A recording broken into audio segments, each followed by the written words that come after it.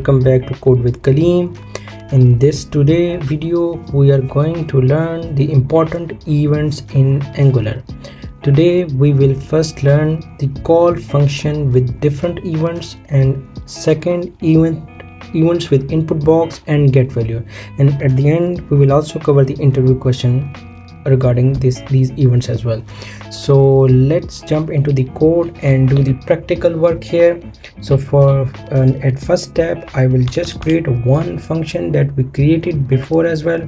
Let's create a one function like get data, for instance, and we will just print the console.warn here, function called, right? So we'll just see that whether it will be called or not. So we'll go to the HTML side, and from here we will call our first event. In this we will call input, for example input type is equal to text, right? And here we will mention an event that will be KEYUP, for instance, and we can use the event by and here we will call the function get data, and we can also define some sort of placeholder, for instance like event KEYUP, and we will see whether it is working or not, right? So let's jump into this and see whether it is working or not. So you can see here that is come up. Now let me open the inspect for this, so you will able to monitor it properly, right? Whenever I type something, that function is called, so it's an event. Basically on event is calling, so this is a KEYUP event. So it's mean if I typed it like D, it will not call, but whenever I will just release that one, then it will call that function, right? So the same thing, so this is called the KEYUP function. So let me do some further experiment for you, and in this we will cover another event that will be called KEYDOWN. So for that one you can just define it here, just copy paste this and define it here. So but we can also pause before we jump into this. Let me make it dynamic. For instance, whatever the value we will type, so I want to see that value. How we can see that one? For that one you can just define some sort of box. Just define the box for this, and here you can just use the box value and box value, but the get functions is not taking any value, so we have to change that. And for that we can just define, for instance, val here, and we can just print this val here, but val should be some sort of string. For instance, I'm going to define the string here, so then see that how it works. So let's jump into that. Let me first comment this out because I will cover it in next. First let me show you the dynamic value. So you can see here that it's come up with the two events. So 2 whatever I'm pressing, so it come up with all the values, right? So you can see it. So now let me print another event. Let me initiate another event that will be KEYDOWN, right?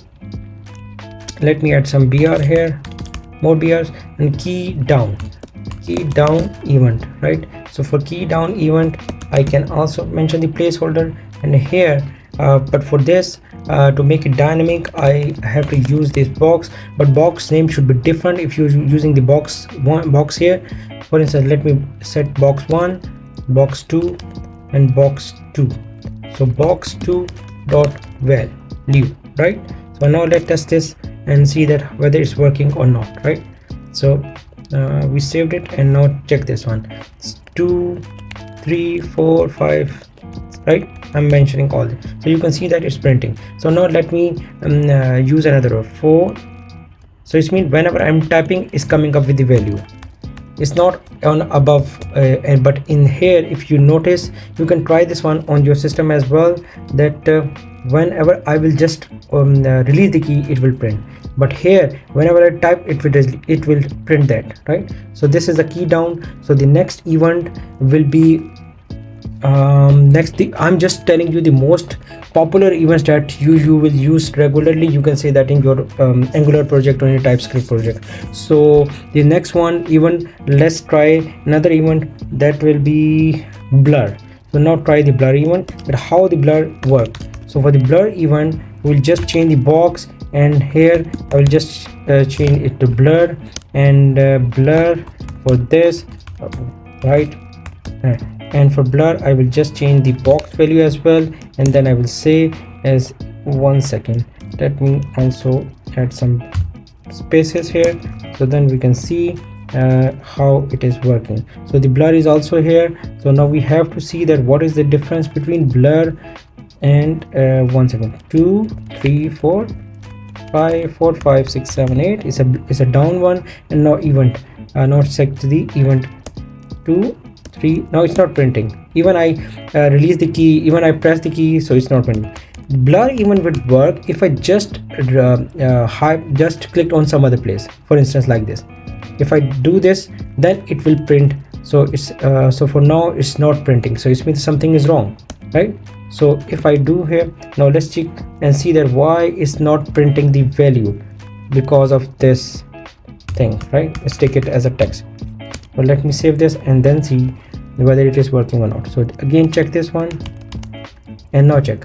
You can see here that 4334343. Whenever I will change the focus, then it will print like this, right? And in this case, whenever I press, then it will print that one. So the same things for the key down or key, this is a key up, key down, and this is blur. So these are the most important key events that you should remember. Let's try another event, that is an input. Input is almost closer to the key up and key down, but let me also show you that how that works. So let me add that one for the input event. Let me define this input, right? And this will be placeholder, and here I will define box 4, and let me save this and then see how it works. So here we are. So let me try this. 3 3 4 3 4 5 6 7 8 9 0, right? So but if I press, it will also show. If I release, it will also show. If I press, it will also show. So it's a combination of key up and key down. So this is the thing. So it depends on you that what are your requirements, so you can implement that one. So now let's move to the another event, and for that we will move and see that the mouse hour and mouse leave. So for that one, let me first make up something for you, that here I will define one mouse hour, for instance, right? So here I'm going to define get data did you see, for instance, and here I will define Kaleem, code with Kaleem, bring mouse here and notice, right? So now let me save this and see whether it works or not. So okay, let's see. Okay, did you see? You can see the counter, right? So let me remove this again. If I bring my mouse over this, then it will increment. So you can see here. So now let's see another event, that is a mouse leave. So on a mouse leave, let me copy this, and here I can just paste it here, and for mouse leave I will use this one. And for this, check this mouse leave. Check this mouse leave. Check this mouse leave.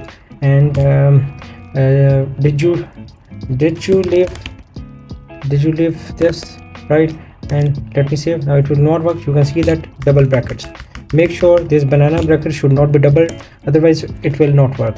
So here now let's see, mouse leave, but it is not printing. But whenever I will leave this, it should print. You can see here, did you leave this and did you leave this, right? And if I bring up here, is a mouse hour, and it will not print whenever I leave that, but it will print if I leave this, right? So this is our event. Thank you for watching this video, and I really appreciate that you guys are following my tutorials. So for the one interview question could be, let me share one interview question, that whether we can use multiple events, multiple events in a one tag, yes, of course you can use the multiple events. That is not an issue. So that is a one important question that you should remember. I just want to keep my videos short, so you guys should able to select your concern or your desirable video easily in my playlist. Thank you guys, and keep watching my channel, so you will get the new information, and you will able to learn and will able to rock. Thank you guys.